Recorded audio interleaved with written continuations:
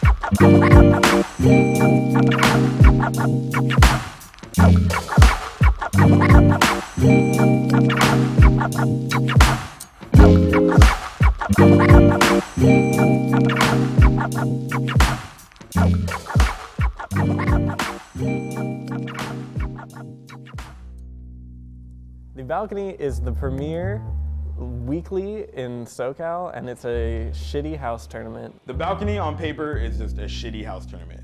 A shitty house tournament. The balcony is, at its core, just a weekly video game tournament that happens at my house. Some people take Super Smash Brothers very, very, very seriously. And those people come to my house every week and compete in Super Smash Brothers.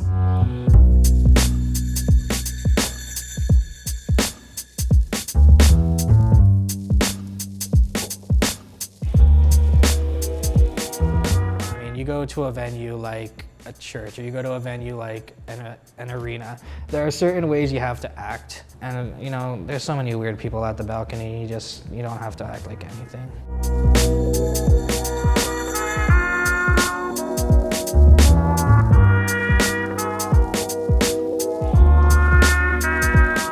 Other tournament series are like in card shops, or like they're in, you know, like sort of public venues and rented out spaces and stuff.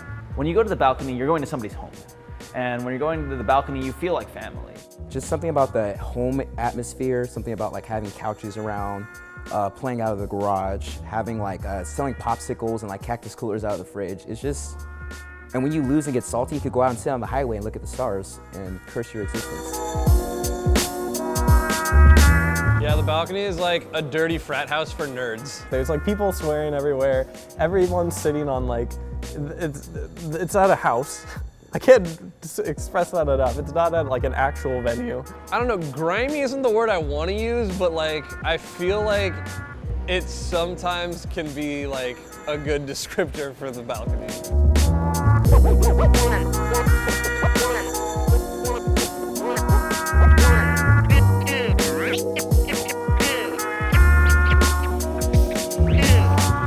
I don't know, it's a very unique, very cozy feel, but yet there's still the intensity of high-level Smash happening all around you. Oh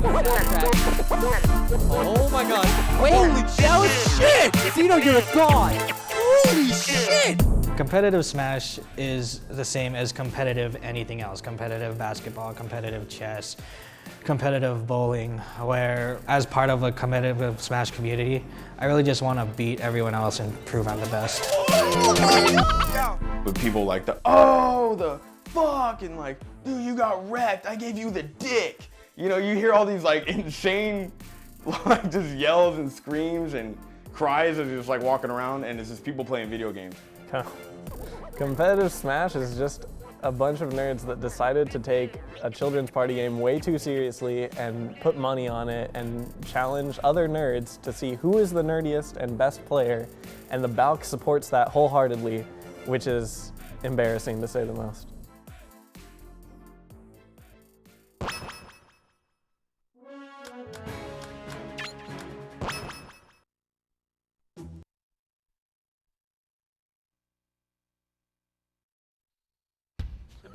Project M is a mod.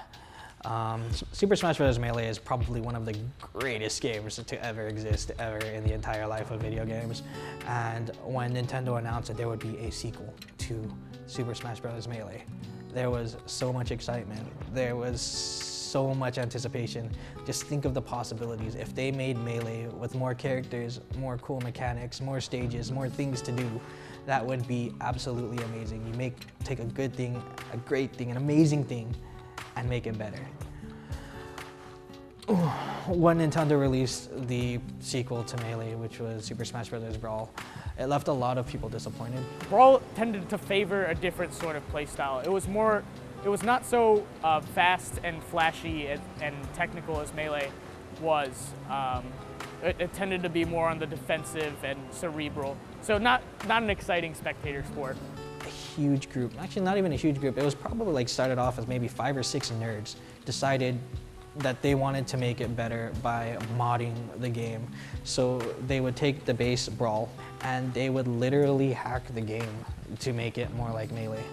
And it grew into this big thing, which is now, Project M, where thousands of people play and watch. People know Smash Bros, but they don't know that there are different versions of the game. Maybe they know that Brawl is there, but it's not the newest one, and they know that they definitely don't know that you can mod the game, and they definitely don't know that there is one specific mod of this one specific game of this one specific franchise played with no items on certain stages that you can play. That's us. We're Project M. We're over here, this little tiny speck in the pie of Nintendo. One that they're trying to get rid of.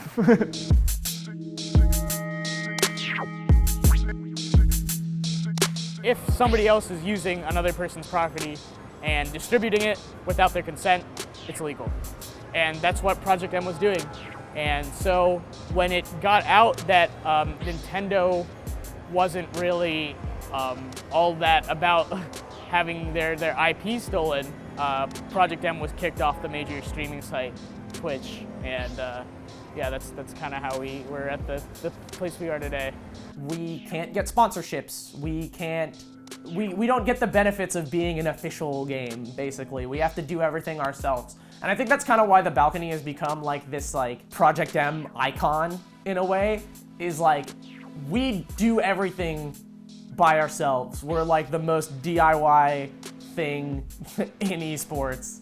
And you have to think that way to host good Project M tournaments, because you can't float by on sponsorship money. You can't float by on, well, the game is popular, so people will just play it regardless of how good my tournament is. If you want to run a Project M tournament, it has to be fucking good, because there aren't enough people in the community to go to it if you're not giving 100%. So the balcony is kind of looked in the face of the hopelessness that a lot of people felt, and decided hey, we can still do this.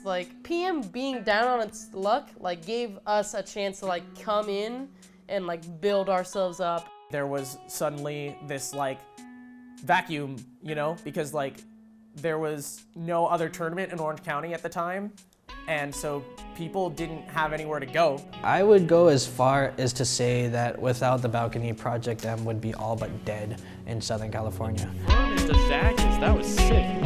That's what I'm talking about. They sort of keep the hype alive by providing a stream that people can regularly watch every week that's still good. It's like the tournament that everyone tunes into nowadays. Oh! Get boosted! I don't know, they're just always producing content, always having hot streams, and just running an overall top-notch tournament.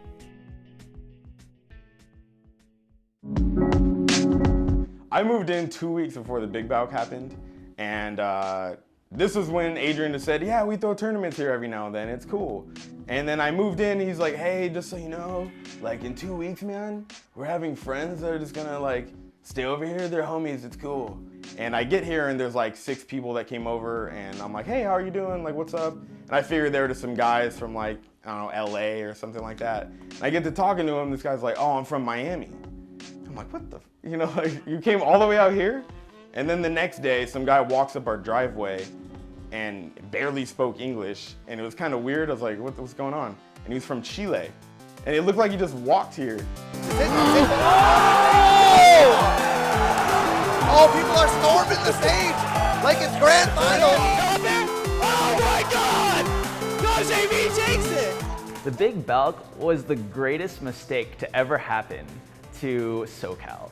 In December 2015, we're like, all right, it's time to like kick it up a notch. And so we made a fundraiser happen and just was like spamming like, yo, we have a fundraiser, come check it out. Yo, incentives, get shirts and stuff if you give us money. And like all that money just went to like getting a good stream computer. And one of the goals was, hey, like if we reach this much money, we'll have like a big balcony, which is where the name Big Balk comes from, is just literally like, we'll have the weekly, but it'll be like more hype. It'll still be at the house, it'll just be like a bigger balcony. But then we, like, people like from all across the country were like, yo, I want to go to this. So at the halfway point of the first year of the balcony, Alex and I are sitting here like, oh God, we need to make a national happen, like, holy shit. And like, rather than just like freaking out and like just quitting or like canceling or like going with something lame, we're like, dude, we could do that, that'd be fucking sick. Oh, this is the pivot grab. This is the narrow, is that gonna do it? Oh, Goel takes it! 2-1 over Jose P. Upset. And we hosted like this big like pre-tournament training day at the house. And that was like one of the biggest moments of like, there are too many fucking nerds in this house right now. There were probably 100 people at this house that day or more. Like it was fucking stupid. We had money matches going on. We had smashers from out of region, from across the country, like hanging out, coming and talking to us, sightseeing, going out to get food together. It was just like a really big smash, like Woodstock or something, of just like a gathering on the hill outside. The biggest thing I remember, there's a guy from New York. He came to our house, and within the first 20 minutes he was here, he went outside and called his mom and was like, Mom, California is amazing. He's like, the weather is amazing. I'm at this house and it's all about Smash. And like, just like the way he said it was like he had just gone to Disneyland for the first time as like a 10-year-old. That was like, I don't even know how to explain that tournament. It was so fucking sick, man. So much people, so much upsets. Is this it? Is this it? Oh my God. I definitely was very satisfied with my performance, obviously, because I won. I don't know, I just made so many friends, like so many lifelong friends. I cannot wait to go back, actually. That is definitely my favorite place that I've traveled to, without a doubt. I didn't think that like this little house, like this dumb little house had such a big connection to the entire world. We have so many events lined up just for this year. It's hard to think like 5 years from now, like 5 bigger balks. Like what do we even call the 6th bigger balk? I don't even know. The most bigger balky yet or some shit. But yeah. So who knows? I have no idea where the balcony lands.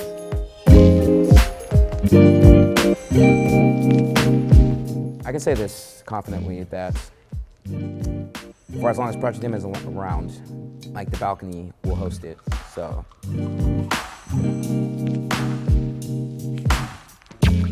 Like I've gone to tournaments out of region and I have people come up to me and be like, hey, you're the party, right? And I'm like, yeah, I guess. And they're like, dude, I like fucking love the balcony and I like love all the shit that you guys do. And I'm like, dude, that's the craziest fucking shit because I'm just some idiot. Like, what the fuck are you talking about? I was kind of like thrown right into this community. I was right in the center of it. You know, it's almost like you go to a new high school and within a year you have all these new friends, but that happened in like a month. Every single week there was the same 40, 50 people coming to our house.